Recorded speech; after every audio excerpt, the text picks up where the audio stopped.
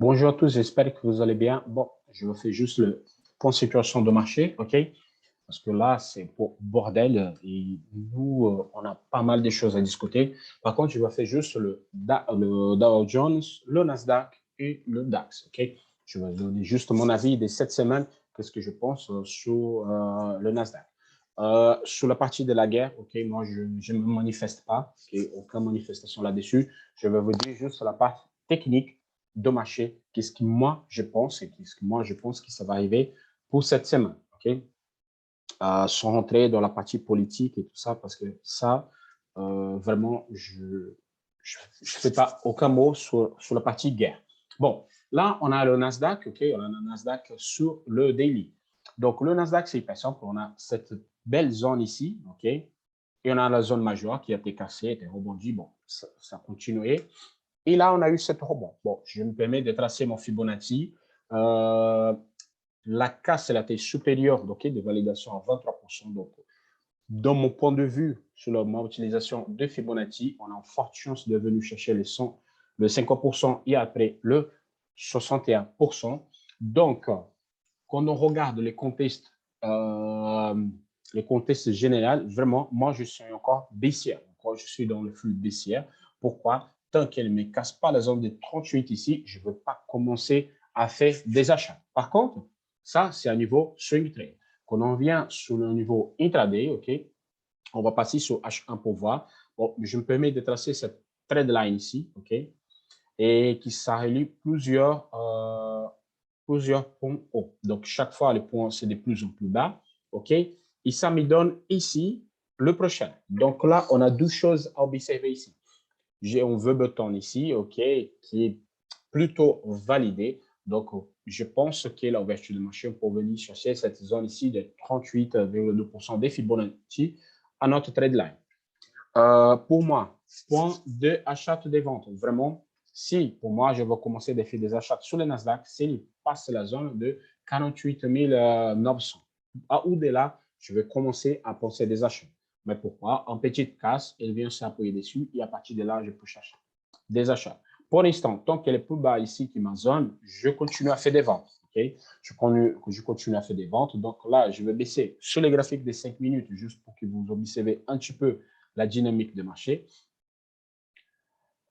Donc, pour moi, pour le lundi, OK, j'ai mon bel triangle, il a été validé. Donc, s'il vient appuyer dessus, je vais rentrer en petite entrée rapide, justement, pour chercher cette zone plus haute, OK?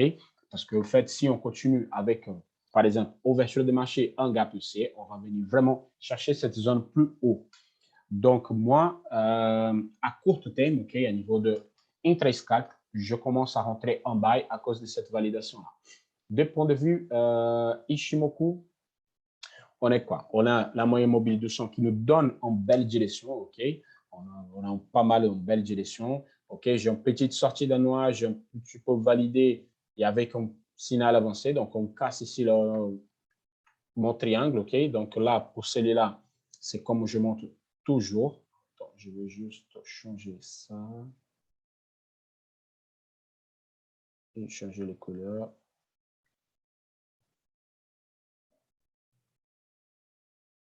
OK. Là, on est bon. Donc, je suis plutôt de prendre la totalité, OK, la totalité de mon triangle et placer vers là-haut. À partir de là, donc, un petit pullback, pardon, je viens chercher cette zone ici entre 14 300 plus ou moins. Donc, pour moi, à court terme, OK, non, je suis plutôt acheteur.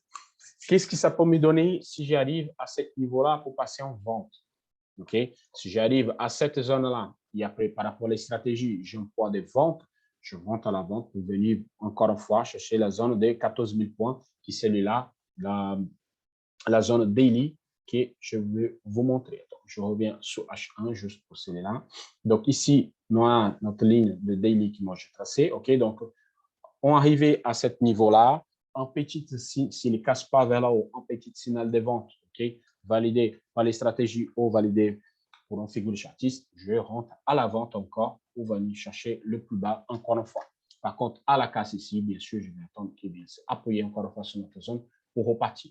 Mais cette rebond à niveau de 23% ici des Fibonacci, ça me laisse très optimiste, OK, pour que le marché reprenne son cursus haussier. Mais pour l'instant, on va travailler toujours en intra-scalp, OK, on rentre le matin, on sort le matin, on rentre le matin, on sort l'après-midi, plutôt dans cette dynamique-là, parce que le marché ne laisse pas faire de grands trades en H4, H1, tout ça, parce que si vous regardez du point de vue H4 et H1, il n'y a rien à faire.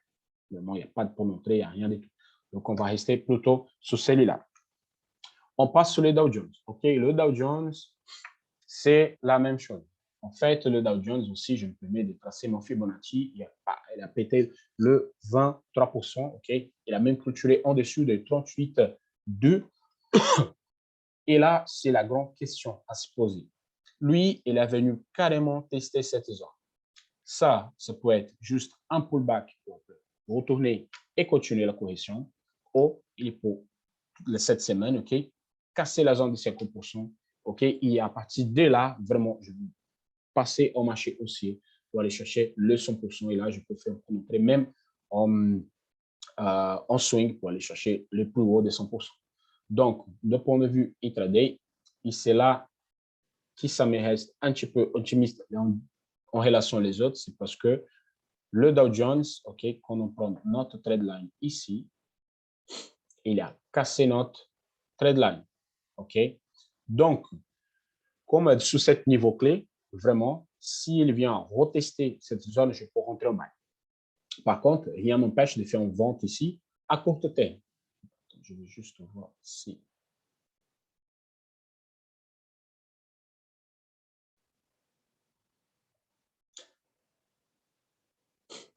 Voilà, ça me permet juste de faire une petite vente s'il y a par rapport aux stratégies. Okay, on signale les ventes ici, je rentre en position. Okay. Le signal des ventes que je dis, c'est par rapport aux stratégies. Si je vois que ça travaille les zones, et après il me donne un signal de vente, je rentre à la vente. Par contre, s'il continue supérieur à la zone et sur les stratégies, on signal de buy, c'est sûr, je vais rentrer en position sans aucun doute. Et à partir de là, c'est vraiment pour chercher la prochaine zone de 50% des Fibo et après 61. Okay? Donc, on va observer ça le lundi, l'ouverture du marché. Okay? On attend les Américains qui viennent sur le marché pour voir. On vient s'appuyer sur les 50%, on fait un retour à 23% des Fibonacci. Donc, c'est plutôt ça que je vois par rapport au Dow Jones, OK?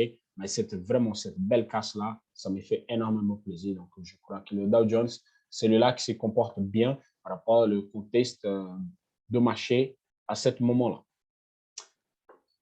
Le DAX, c'est la même chose, OK? Le DAX, c'est la value testée. Qu'est-ce qui s'arrive? En fait, le DAX, on a eu ce élargissement, OK?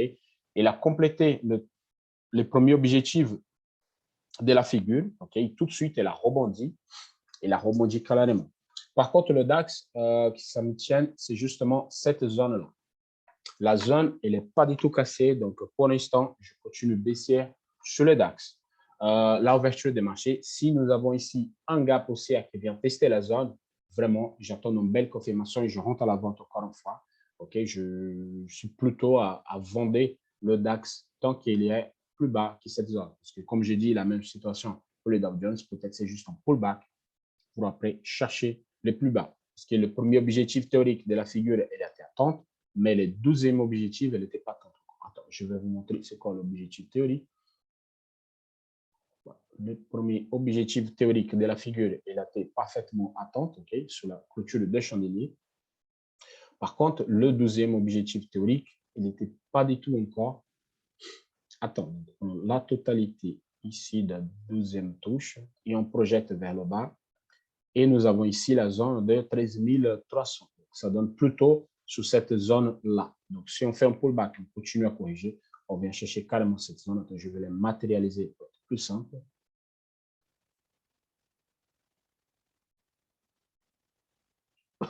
Donc, on pullback sur cette zone, on vient chercher ici la zone de 13 400, plutôt 13 300. Donc, cette zone-là, c'est les niveaux à surveiller par rapport le taille de la figure chartique. Celui-là, je vais laisser sur place. Donc, ce lundi, on va observer. De point de vue intraday, de point de vue intraday différent de Dow Jones, le Nasdaq, ou le DAX, pardon, il n'a pas cassé sa zone. Donc, ici, ça nous donne quoi? Ça nous donne une belle zone de vente. OK? S'il arrive un gap haussier et après, il vient casser vers le bas cette zone-là. Donc, pour nous, c'est vraiment un point de vente pour aller chercher les plus bas. Quoi le point de vente qui, moi, je considère, exemple, on vient ici, sous 5 minutes, OK? Pourquoi je pense qu'il va compléter cette zone-là? C'est justement à cause de cette figure-là. Okay? Si vous prenez la taille de figure et vous projetez vers là-haut, ça donne vraiment notre objectif théorique sous la ligne. L'objectif théorique, c'est là. OK. C'est là. Et à partir de là, on va projeter ça vers là-haut. OK. Et ça donne exactement sur notre zone. Donc, pour l'instant, OK, il n'y a rien à faire. On va observer l'ouverture de DAX. On va le laisser évoluer. Ici, normalement, on va voir un gap haussier. S'il y a cette gap haussier qui vient toucher cette zone, on va observer. Okay? On va vraiment observer le marché parce que si, de point de vue de ma stratégie, j'ai un point de vente, s'il commence à travailler, gap haussier, il commence à travailler les zones, casse vers le bas, vraiment, à partir de là, on va vraiment faire un énorme trade, OK, pour chercher les 400, 500 pips. Mais pour l'instant, c'est le travail la zone. Et après, il casse vers là-haut, il y a une validation à la hausse. Vraiment, on va venir pour chercher la zone de 15 400, 15 500. Donc, pour l'instant, lundi, l'ouverture de marché, on va rester observateur, okay, vraiment observateur là-dessus, parce que la figure, elle a été validée déjà, et là, on attend l'objectif théorique, et avant ça, il n'y a rien de tout à faire. Vraiment. Donc là, pour celui-là qui veut rentrer en position, il n'y a pas grand-chose à faire. Okay? Pardon. C'est juste ça que je voulais vous dire aujourd'hui. Okay? Donc, c'est très simple. On va rester observateur sur le DAX, sur le Nasdaq et sur le Dow Jones. S'il y a quelque chose de nouveau, moi, je vais vous donner. Okay? Mais pour l'instant, c'est tout.